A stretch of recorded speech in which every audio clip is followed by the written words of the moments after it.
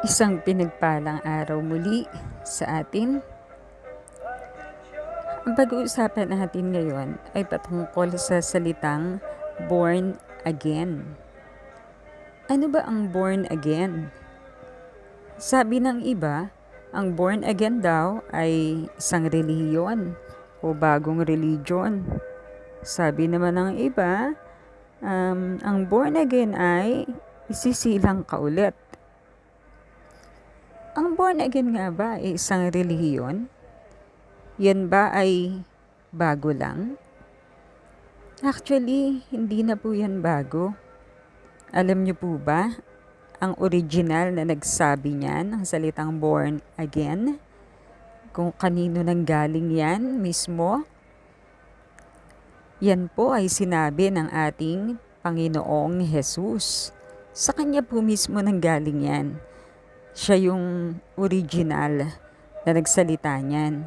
Tignan po natin sa John chapter 3 verse 3 verse 3 din po. In reply, Jesus declared, "I tell you the truth. No one can see the kingdom of God unless he is born again." Sa Tagalog, sinasabi ko sa iyo, sabi ni Jesus, katotohanan ang sinasabi ko sa iyo, walang sino mang makakakita sa kaharian ng Diyos malibang siya ay ipanganak na muli. So yung word na born again o ipanganak na muli ay hindi isang relihiyon. Ang salitang ito ay nanggaling mismo sa bibig ng ating Panginoong Jesus. Ang kausap po dito ni Lord ay si Nicodemus. Sa verse 1, "Now there was a man of the Pharisees named Nicodemus, a member of the Jewish ruling council." So si Nicodemus po o Nicodemo ay isang Pariseo. Nakipagkita siya sa Panginoong Jesus isang gabi. Nagkaroon sila ng pag-uusap ni Lord. Ang naging tugon sa kanya ni Lord doon sa verse 3, katotohanan sinasabi ko sa iyo, walang sino mang makakakita sa kaharian ng Diyos malibang siya ay ipanganak na muli. Ano ba yung born again o kapanganakan na muli? Ito ba ay isang relihiyon? Hindi rin po ito isang relihiyon. Tuloy po natin sa verse 4. Ano yung naging sagot ni Nicodemus nung sinabi ni Lord na kailangan na dapat ipanganak na muli? Sabi ni Nicodemus sa verse 4, paanong ipapanganak na muli ang isang tao kung siya ay matanda na? Makakapasok ba siya sa sinapupunan ng kanyang ina para muling isilang? Tanong ni Nicodemo. Ibig sabihin, ang pagkakaunawa ni Nicodemo sa salitang ipanganak na muli ay literal. Kaya nagtataka siya, paano mangyayari yun? Hindi naman pwedeng bumalik ulit sa sinapupunan pag malaki ka na eh. Talagang hindi pwede. Hindi literal ang tinutukoy ng Panginoon na muling kapanganakan. Sa verse 5, sagot naman ni Jesus, pakatandaan mo, malibang ang isang tao ay ipanganak sa pamamagitan ng tubig at ng Espiritu, hindi ito makakapasok sa kaharian ng Diyos. Remember that. Pag hindi daw ipinanganak sa tubig at Espiritu, hindi makakapasok sa kaharian ng Diyos. Sa verse 3, pag hindi ipinanganak na muli ang isang tao, hindi niya makikita ang kaharian ng Diyos. When you say ipanganak na muli, ibig sabihin, ipinanganak ka na. Pero, ipapanganak ka pa ulit. Ibig sabihin, pangalawa. Hindi isang beses lang. Sa verse 6, tuloy natin. Sabi ni Lord, ang taong ipinanganak ayon sa laman ay laman. At ang ipinanganak ayon sa Espiritu ay Espiritu. 7. Huwag kang magtaka sa sinasabi ko sa iyo. Kayong lahat ay kailangang ipanganak na muli. So dito, mas nilinaw ni Lord sa verse 6. Kasi di ba sa verse 5 sabi niya, merong minention si Lord na kailangan ipanganak na muli sa pamamagitan ng tubig at ng espiritu. Kasi kapag hindi nangyari yon, hindi makakapasok ang tao sa kaharian ng Diyos. Ibig sabihin, itong born again na ito o kapanganakan na muli ay prerequisite. Kailangan ng tao para siya makapasok sa kaharian ng Diyos. Pag hindi siya ipinanganak na muli, hindi siya makakapasok sa kaharian ng Diyos. Ano yun? Sa verse 6, meron lang minention si Lord na dalawang kapanganakan dito. Ang taong ipinanganak ayon sa laman ay laman, at ang ipinanganak ayon sa espiritu ay espiritu. Ando na yung dalawang kapanganakan. Una, kailangan mo munang ipanganak bilang tao. Yun din ang pinapaliwanag nung kapanganakan sa tubig sa verse 5. Sabi ni Lord, malibang ang isang tao ay ipanganak sa pamamagitan ng tubig at ng espiritu. Sa English, born of water and spirit. Hindi makakapasok sa kaharian ng Diyos. Yung tinutukoy doon ni Lord na kapanganakan sa espiritu, sa tubig at espiritu, ay ipinaliwanag niya rin sa verse 6. Ang tinutukoy niya yung sa tubig, kapanganakan sa laman. At yung pangalawa, kapanganakan sa espiritu. Tayong lahat na tao ay ipinanganak sa laman. Ibig sabihin, naging tao tayo kasi sinilang tayo ng ating ina. Pero, may isa pa tayong dapat na maranasang kapanganakan para tayo makapasok sa kaharian ng Diyos. At iyon ang kapanganakan sa espiritu. Ang ibig sabihin, pag sinabing born again, hindi ito relihiyon. Ito ay karanasan na dapat na maranasan ng tao. Dapat siyang ipanganak sa espiritu. Paano ka ipapanganak sa espiritu? Verse 8, umiihip ang hangin kung saan nito nais at naririnig mo ang ugong nito. Ngunit hindi mo alam kung saan ito nanggagaling at kung saan pupunta. Ganon din ang bawat ipinanganak ayon sa espiritu. Pag pinanganak ka sa espiritu, hindi mo yun makikita. Pero mararanasan mo yun. Ang hangin, hindi natin nakikita. Pero alam natin na meron. Kasi nararamdaman natin. Alam natin kung saan ang direksyon niya kasi yung paggalaw ng paligid, nakikita natin kung nasaan ang direksyon. Ganun din ang ipapanganak sa espiritu. Hindi mo nakikita, pero alam mo magaganap sa'yo. Mararanasan mo. Paano yon? Kasi kapag hindi ka ipinanganak sa espiritu, hindi ka makakapasok sa kaharian ng Diyos. Tandaan niyo po yon. Bagamat yung iba, niloloko-loko ang salitang born again. Pero sana ngayon na naririnig nyo na po ito, huwag nyo po yung lokohin. Kasi ang word na born again o muling kapanganakan o muling pagsilang ay hindi nanggaling sa tao lang. Kung hindi ito ay nagmula mismo sa bibig ng ating Panginoong Jesus. At kailangan na ipanganak na muli ang isang tao para siya makapasok sa kaharian ng Diyos. Ang tinutukoy na kapanganakan na muli ay ang kapanganakan sa Espiritu. Paano yun magaganap? Magaganap yun kung, tignan natin sa John o Juan 1:12. Juan or John chapter 1 verses 12 and 13. Subalit, ang lahat ng tumanggap at sumampalataya sa Kanya, sa Panginoong Yesus, ay binigyan ng karapatan na maging mga anak ng Diyos. Sila nga ay naging mga anak ng Diyos hindi dahil sa isinilang sila ayon sa kalikasan o sa kagustuhan o sa kagagawan ng tao, kundi ang pagiging anak nila ay dahil sa kalooban ng Diyos. Yan po yun.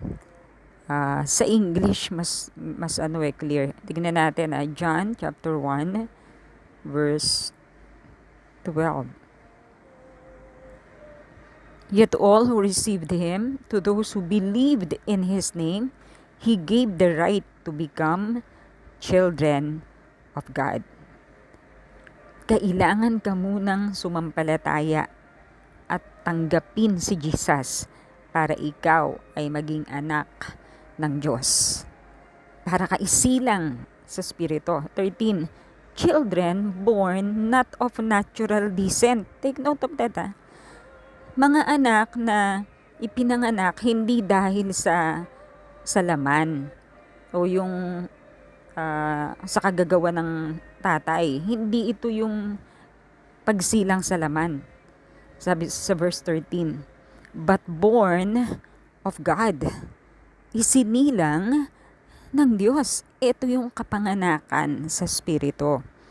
Magaganap ang kapanganakan sa Espiritu kapag ikaw ay tunay na sumampalataya sa Panginoong Jesus. Kapag siya ang totoo mong tinanggap sa iyong buhay bilang iyong Panginoon na tagapagligtas, bibigyan ka ng Diyos ng karapatan na maging anak ng Diyos. Doon pa lang tayo magiging anak ng Diyos.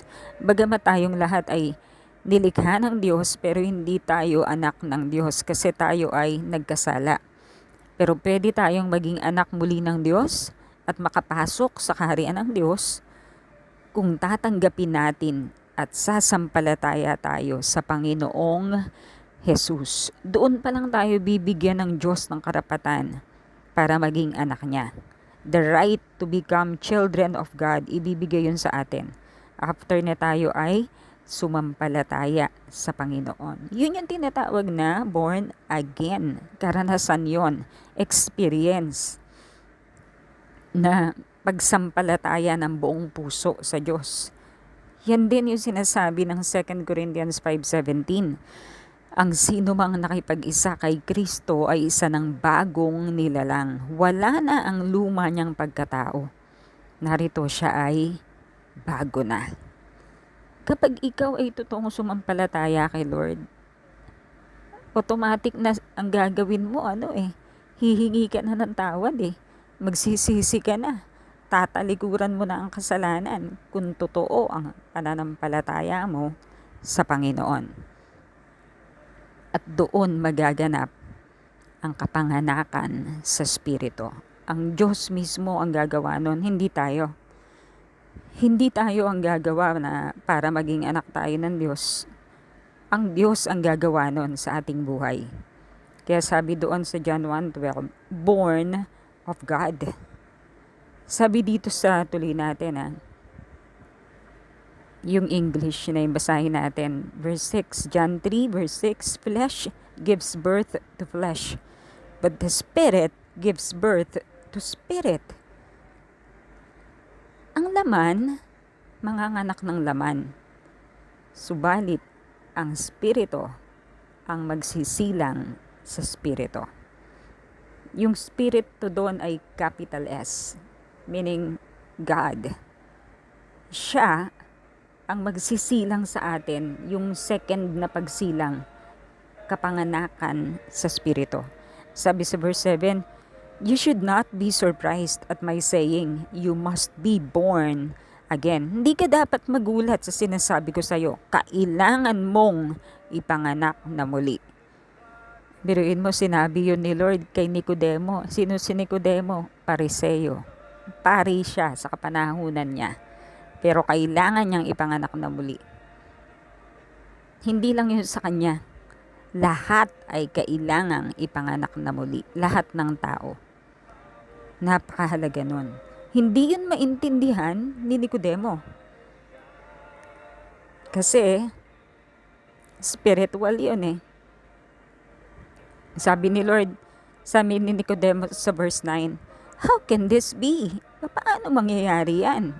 Hindi matanggap ni Nicodemo. Paano mangyayari na ipapanganak sa Espiritu?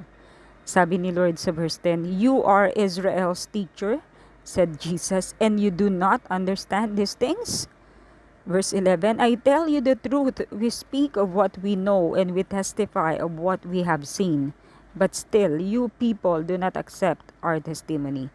So, hindi matanggap ni Nicodemo. Hindi niya maintindihan. Kasi spiritual yun.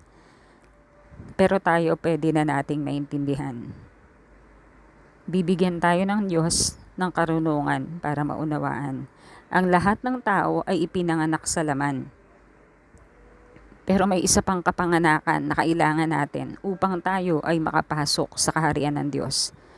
At yun ang pangalawang kapanganakan, ang pagsilang sa Espiritu. Ang Espiritu Santo, ang Diyos, ang siyang gagawa nun sa ating buhay para tayo ipanganak sa Espiritu. Paano mangyayari yun? Kailangan sumampalataya tayo sa Panginoong Hesus. Tanggapin natin siya sa ating puso bilang ating tagapagligtas, Panginoon, Diyos ng ating buhay. Kapag nangyari yon, isisilang ka sa Espiritu. Ikaw ay bibigyan na ng Diyos ng karapatan para maging anak niya. Doon pa lang tayo magiging anak ng Diyos pag tayo isinilang sa Espiritu. At doon din tayo magkakaroon ng access para makapasok sa kaharian ng Diyos. Yung sinabi ni Lord di ba sa John 3:3? I tell you the truth, no one can see the kingdom of God unless he is born again. Hindi natin makikita ang kaharian ng Diyos kung hindi tayo ipapanganak na muli. Ano yung born again? Yan yung kapanganakan sa Espiritu. Hindi po yan religion. Okay po? Paano kayo ipapanganak sa Espiritu? Sumampalataya ka sa Panginoong Hesus ng totohanan. Tanggapin mo siya sa iyong puso. Hindi na ikaw ang masusunod sa buhay mo, kundi ang Panginoong Hesus na. Kaya nga Panginoon kasi siya yung masusunod. Huwag mo siyang tawaging Panginoon kung ikaw pa rin ang nasusunod sa'yo.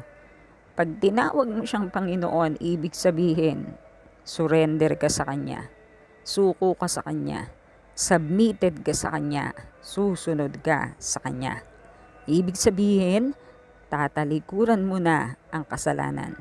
Pagsisisihan mo na ang kasalanan. Tatanggapin mo na si Jesus bilang Panginoon ng buhay mo. Hindi na ikaw ang matusunod, si Lord na. Kung gusto mong gawin yan, kung gusto mong ipanganak na muli, upang ikaw ay makapasok sa kaharian ng Diyos, libre yan. Magpe-pray tayo.